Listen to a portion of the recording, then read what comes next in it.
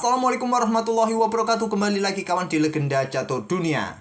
Untuk video malam ini kita isi permainan Magnus Carlsen kawan, karena sebagian kawan-kawan sudah menunggu aksi dari Magnus Carlsen. Baru beberapa hari lagi kawan, Magnus Carlsen akan bermain di turnamen online seri pamungkas dari Champion Chess Tour kawan. Tapi sementara kita akan nikmati permainan Magnus Carlsen di titel Tuesday Blitz edisi 5 Desember tadi pagi. Untuk sesi awalnya dimenangkan oleh Levon Aronian, ada Dmitry Andreikin dan Alexander Simanov. Sedangkan Magnus Carlsen ini menang di sesi akhirnya kawan bersama Hikaru Nakamura dan Jeffrey Xiong. Sedangkan untuk game yang kita ulas, saya pilih melawan Arian Tari kawan pada game kelima. Arian Tari ini dalam bayang-bayang Magnus Carlsen sulit menembus angka 2700, hanya berkutat saja di angka 2600 di elo standarnya kawan. Sedangkan di sini kalau di elo online-nya kawan, Arian Tari menembus angka 3000, Magnus Carlsen 3311.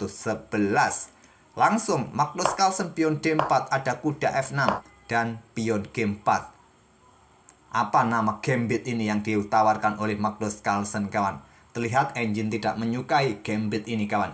Ini adalah gambit Gibbons atau Wede Hagen gambit kawan. Dan diterima, kuda ambil pion G4. Tujuan Magnus Carlsen ataupun tujuan gambit itu seringkali untuk mendapatkan kontrol petak pusat, membuka jalur-jalur serangan lebih cepat kawan, dengan memainkan pion E4 sekaligus discover pada kuda. Nah, kuda lari kembali ke F6, pion E5. Hampir mirip dengan permainan Alekhine defense, bedanya ada pion G4 tadi, kuda lari ke D5 dikejar lagi dengan pion C4, kuda mundur ke B6, kejar lagi oleh pion C5 kawan untuk mendapatkan ruang, dikejar terus, lari lagi ke petak D5, dikejar lagi oleh gajah C4 oleh Magnus. Perkuat dengan pion E6, kuda C3 lanjut Magnus kawan.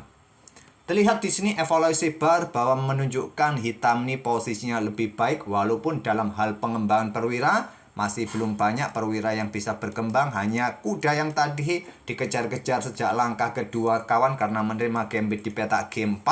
Nah, di sini Arian Tari bertukar kuda pukul kuda C3. Salah satu pilihan terbaik juga kawan. Ambil balik oleh pion B. Nah, pion D6 tantang Arian Tari. Di sini Stockfish menyarankan kuda F3 ataupun langsung baku hantam pion C pukul pion D6. Ataupun bisa diikuti dengan langkah menteri ini keluar ke petak H5 kawan. Memilih kuda F3 saja Magnus untuk segera ya berikan tempat bagi benteng. Sudah jelas sejak awal lajur G dipersiapkan dibuka oleh Magnus ini, jadi benteng akan segera dikeluarkan. Di sini pion D pukul pion C5 tidak langsung diambil balik kawan, atau kalian memilih rokade saran dari Stockfish gajah G5 bisa kalian keluarkan untuk ancam menteri kawan, atau pion D5.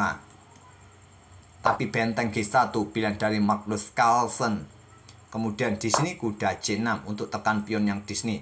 Tadi kalau baku hantam di sini tadi kawan, kalau tidak memindah benteng ke petak G1, menerima tantangan dengan pion D pukul pion C5 ini, tentu hitam akan mendahului pertukaran menteri karena posisinya sudah bagus, menang banyak materi kawan. Pion tadi memilih dengan benteng G1, kuda C6. Nah, di sini gajah G5. Serang menteri kawan. Menteri bergerak ke petak D7. Apa jadinya jika pion ini blokade ancaman gajah? Ya, gajah ini sementara dipertahankan kawan. Mundur saja ke petak H4, tetap memberikan pressure bagi pion ataupun menteri di diagonal ini. Apakah di sini pion H6 saran dari Stockfish diikuti dengan langkah pion G5 nanti? Masalahnya menteri bisa bergerak pada ruang terang, ini juga bisa berbahaya kawan. Kira-kira langkah terbaik apa pada posisi ini? Apakah kalian melanjutkan dengan pertukaran pion C pukul pion D4 dan kalian bisa melanjutkan pion E ambil pukul pion F6 kawan dan persiapan discover? Posisi putih berbalik unggul di sini kawan. Pion pukul pion mungkin. Nah, kalian bisa melanjutkan dengan kuda ambil pion D4, mungkin baku hantam sekali lagi di sini. Kalian meluncur menteri ke petak ruang terang ini kawan. Amburadul posisi raja hitam kawan. Oke, kembali lagi ke langkah aslinya. Jadi tidak blokade. Arian Tari memilih menterinya ke petak D7. Menteri E2 lanjut Magnus. Mungkin persiapan rokade panjang langsung menempatkan benteng di lajur D nanti. Atau lajur D ini langsung benteng ini digeser ke lajur D kawan. Kuda A5. Ini langkah blunder kawan dari Ariantari yang terkuat tadi di posisi ini bisa usir gajah kawan dengan pion H6 atau melanjutkan dengan pion C pukul pion D4. Tapi lebih memilih untuk serang gajah, dimanfaatkan dengan langkah membuka lajur D terlebih dahulu. Pion D pukul pion C5 kawan. Awas, hati-hati di langkah berikutnya ada ancaman di sini bersama gajah bisa skakmat. Kuda ambil gajah C4 pilihan terbaik memang, tapi masalahnya ada benteng D1 dan opsi terkuat kuda ini dikorbankan di sini kawan. Pion C ambil kuda, pion C ambil balik. Nah, kalian bisa juga ambil balik di sini langsung. Tidak akan berani di sini gajah ambil balik kawan karena ancamannya juga nanti repot juga, bisa jatuh juga gajah.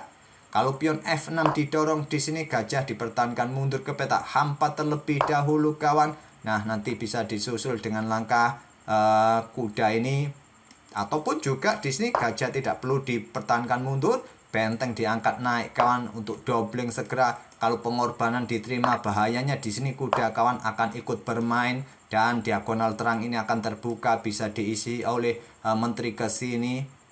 Menteri juga bisa ke sini nanti, bahaya juga. Pion juga siap dorong, skak garbuan juga kawan pada raja, pada gajah. Tapi di sini memilih korban menteri kawan, ambil benteng yang terkuat, ambil menggunakan menteri langsung. Masih ada ancaman di sini nanti blokade dengan gajah di petak D7, tapi memilih ambil dengan raja. Kemudian di sini ada pion B5 perkuat posisi kuda. Kalau di end pasen di sini tentu ya diambil balik menggunakan kuda kawan biar aman kuda juga. Tapi memilih menteri bergerak untuk ancam benteng. Benteng digeser ke lajur B. Ada kuda ke D4. Gajah B7 serang menteri. Blokade dengan pion C6 kawan. Gajah bergerak ke A6. Ini indikator evaluasi barnya turun naik. Jelas ada beberapa langkah-langkah yang kurang presisi. Tapi tak perlu kita otak-atik lagi kawan. Ini adalah permainan cepat, permainan blitz. Jadi hanya langkah kesalahan yang cukup signifikan saja yang saya tunjukkan nanti alternatif pilihan langkah terbaik. Di sini kuda B3 lanjut Magnus. Langkah kesalahan kawan. Sekarang keunggulan Magnus sedikit berkurang. Tadi menurut Stockfish langkah yang kuat di sini. Benteng diangkat naik ke petak G3.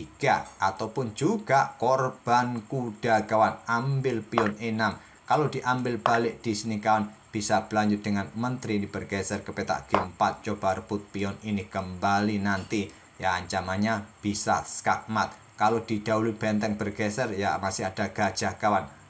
Tak ada masalah.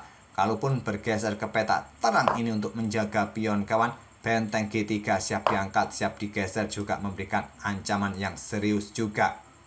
Kembali lagi ke langkahnya, kuda B3 pilihan Magnus, pion H6, gajah ke E3 kawan. Incar pion di sini, pion B4. Nah, di sini kawan, raja bergerak ke petak C1 yang terkuat kawan untuk menghindari lajur D karena sudah tidak ada gajah di sini, ditarik mundur ke petak E3 kawan yang terkuat, tapi memilih gajah bergerak ke C5 menantang pertukaran gajah. Nah, keunggulan Magnus Carlsen sudah hilang di sini walaupun dia bermain dengan menteri kawan. Yang terkuat di sini kawan, kuda melakukan skak di petak B2 kawan. Ini bisa remis kawan. Raja bergerak ke petak D2 saran dari Stockfish. Kalau bergerak ke petak C2, ya ada gajah di sini skak. Menteri bisa jatuh kawan. Hitam berbalik menang. Kalau bergerak ke petak C1 di sini kawan, kuda yang akan melakukan skak. Nah, gajah di sini yang bisa jatuh kawan. Jadi di sini raja bergerak ke petak D2, bisa diikuti benteng D8 skak. Nah, di sini kalian blokade dengan gajah di petak D4, berlanjut dengan bisa bergeser gajah ini ke petak D3 kawan untuk ancam menteri. Tentu bermain tanpa menteri ini juga gampang-gampang susah kawan, cukup mengkhawatirkan juga apalagi dalam permainan cepat. Tapi engine menyatakan dengan variasi seperti ini permainan seimbang kawan atau posisi level. Tapi memilih dengan benteng D8 skak, raja ke C1 pilihan cerdas dari Magnus. Kemudian pion B ambil pion C3. Nah, gajah pukul gajah. Ambil balik oleh raja kawan di sini. Kemudian kuda ke C5. Ancam gajah di sini kawan. ataupun juga meninggalkan kuda, bisa jatuh kuda. Memilih kuda ancam menteri, menteri bergeser kawan untuk melakukan discover di sini, ancam pada gajah juga. Gajah lari ke peta E2, Carlsen discover ambil pion, double check, double skak kawan.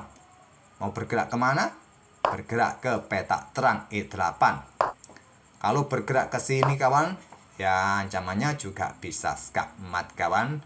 Benteng di sini juga siap meluncur skak mat. Bergerak ke sini kawan tadi. Setelah skak di sini double, bergerak ke peta E8 dan satu langkah berikutnya skak mat kawan dengan kuda ke peta G7, skak mat dari Magnus Carlsen. Itulah kawan permainan Magnus Carlsen di title Tuesday di game kelimanya menghadapi temannya sendiri Ariantari dari Norwegia, kena skak mat di langkah ke-28. Semoga permainan dari Magnus Carlsen dengan idenya tadi gambit ini cukup menarik kawan. Langsung korban pion di peta G4 diterima seperti halnya permainan Alekhine defense kawan, dimana kuda hitam ini dikejar-kejar terus kawan sampai langkah ke-7-nya. Baru ada pick up dengan pion E6. Ini adalah Magnus Carlsen yang main, tentu punya ide atau kalkulasinya mendalam walaupun pembukaannya tidak terlalu disukai oleh Stockfish dengan gambit tadi di peta G4. Mungkin bisa kalian coba. Oke, semoga jadi bahan referensi kalian. Kita akan bertemu di video-video berikutnya. Terima kasih. Wassalamualaikum warahmatullahi wabarakatuh.